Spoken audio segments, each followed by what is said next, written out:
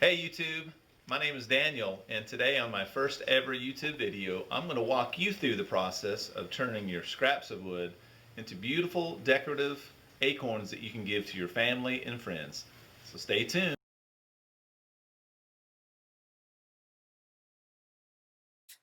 Well, the first thing that I always do is take these scraps of wood to the bandsaw and cut it up as much as I can into a square, so I can take each piece over to the lathe from here and get ready to start the process of making the uh, the acorns. And as you see here, I've put the blanks in between centers, and with a spindle roughing gouge, I have begun the process of roughing these blanks down to as much a cylinder as I can. You don't have to do a whole lot of work, but this just helps in the meantime as you get ready to turn the blank. And as you can see here, I'm getting a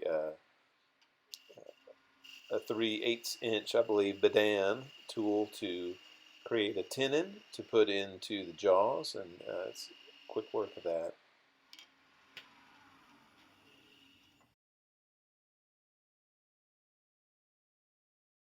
Now, I've put the blank into the jaws. I've taken away the drive center, and I am beginning the shaping process.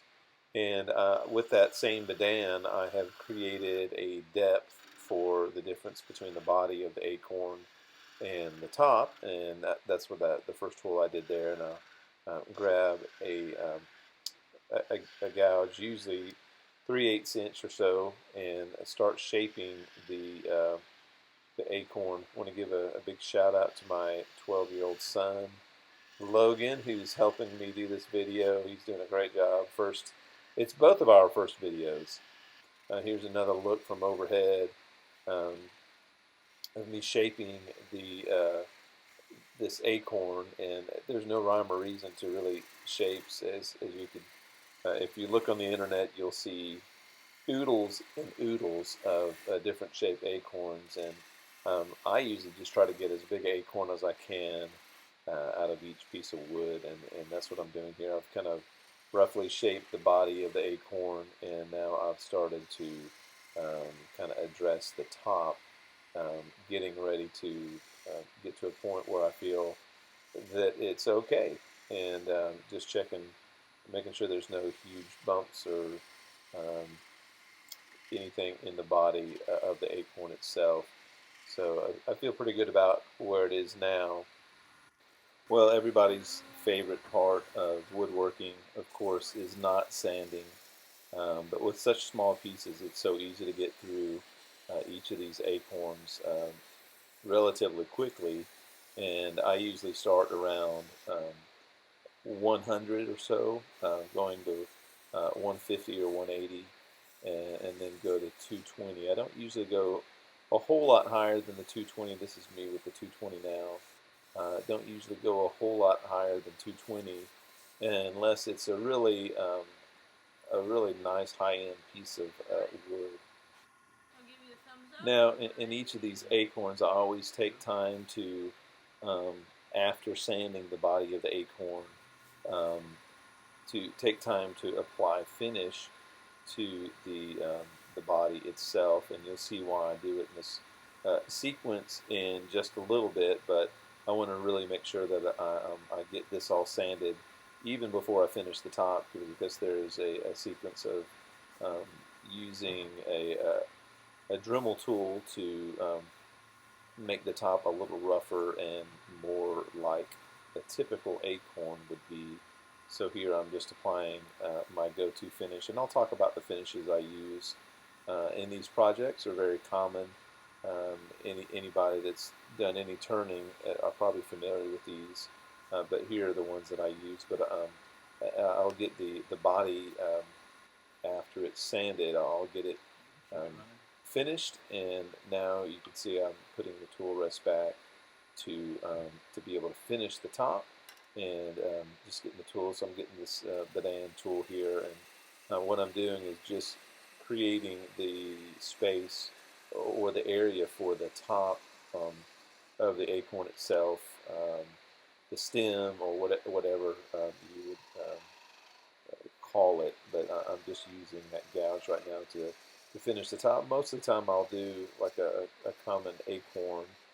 I'll do a fairly flat top, and that's me just finishing up here. And I really don't do a whole lot of sanding at all because I do want the top of the acorn. It seems to look better if I keep them as rough as possible, because I'll attack them with a Dremel in just a second. So I feel good about the stem of the acorn. I'm just taking it off, and here is me doing in kind of in a super fast motion here with the Dremel tool, and I found that the best tool that I do for the marring of this top here is a rounded carbide tool. It really makes quick work here. Just be careful, of course, with your hands. Make sure that you're hanging on to that acorn, because I have catapulted these acorns across my shop. But just keep your hand. I usually keep my left hand. I'm left-handed, and I'll keep my left hand pitted against my side there so it's not moving, so the Dremel won't move into my hand.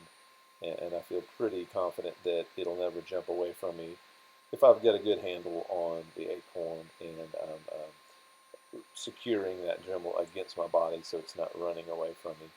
So, and I'll do that to each, and I'll kind of talk through how my process or whatever, and you're going to come up with your own, I'm sure, as you do these. But here I'm just brushing up any final pieces, and here is some I wanted to show you kind of acorns in different phases. Believe it or not, I have never been a hand model, but here's a piece, and I find a lot of this on the side of the road in trash piles for yard trash. That's some Bradford pear there. A lot of these very small pieces, I've really found that different types of wood together just really look really nice, and any type of uh, branch that's got a decent size to it. Here's some spalted oak that I got at my parents' house last time I was there, just on the side of their property. And here are all the acorns turned with the body of the acorn polished, but not the top, because I haven't taken the time to do the Dremel work, and which is my least favorite, as you can probably guess, because it's getting a little bit full here in the middle station. But I'll batch these out as much as I can, and every time I'm doing the tenons for them, I'll try to batch those out. So I'm doing one process, and here's actually some laminated wood that I've done just to play around with. There's some cherry, it looks really good, but different. Any species of wood will work, even laminated, like you see there. And these are some finished acorns, but I'll just rifle through as many as I can in a day, and I can really knock a lot of these out. And here's just a super fast shot of me finishing up the body of the acorn. This is the payoff, I guess, when you see the finished product with the finish applied. It's always a joy to see the wood really shine up. And like I said, this Yorkshire grit is one of my favorite. I've just applied the black can first, and after that has a chance to Logan's showing the tool handles there. Nice tool handles.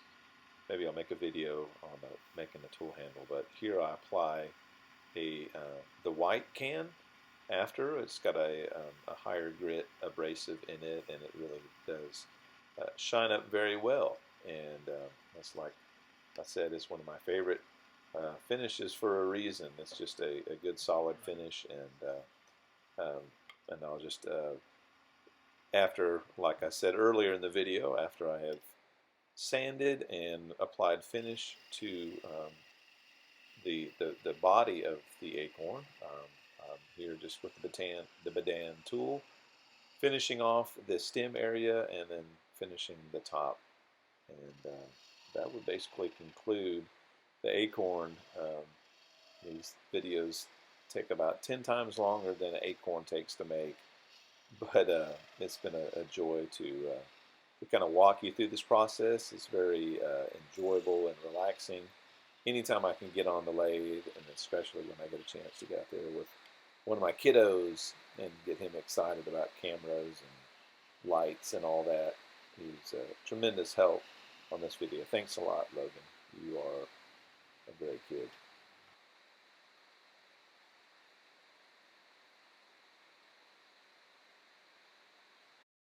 As I mentioned earlier, I want to give you some of my favorite finishes, at least for the time being. The lighting is a little bright there, but on my left hand there is our the more aggressive grit of the Yorkshire grit, and the white can is the second go round.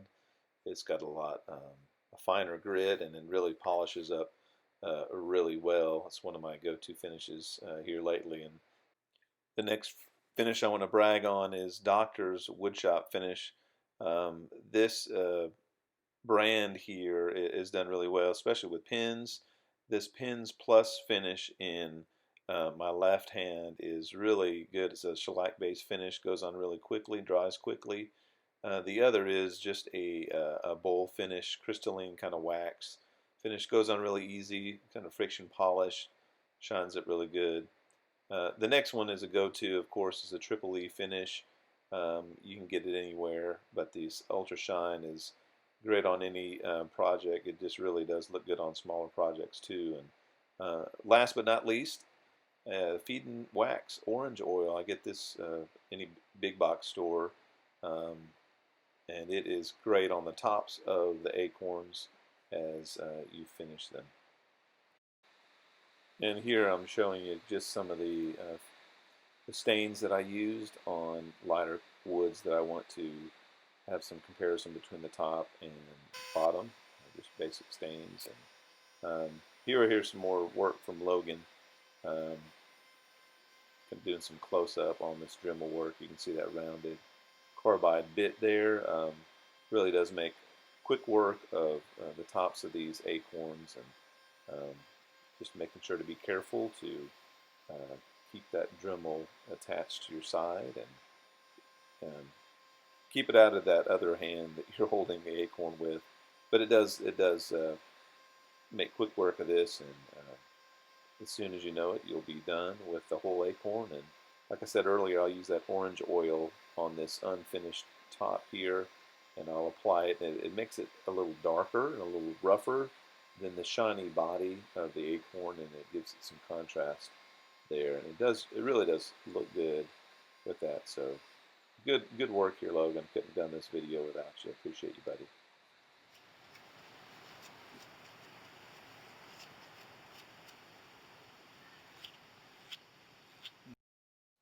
Well, thank you for sticking with me until the end of this little project, and I hope you take some time to go through your scrap pile and find those little pieces of wood that you can turn into something really, really special for somebody. I many times give these to neighbors and friends around the holiday season, and it always brings a smile. And as you can see, it's just another excuse to keep all those little scraps of wood. And I hope you have a chance to get out in your shop and turn some acorns with all the scrap that you have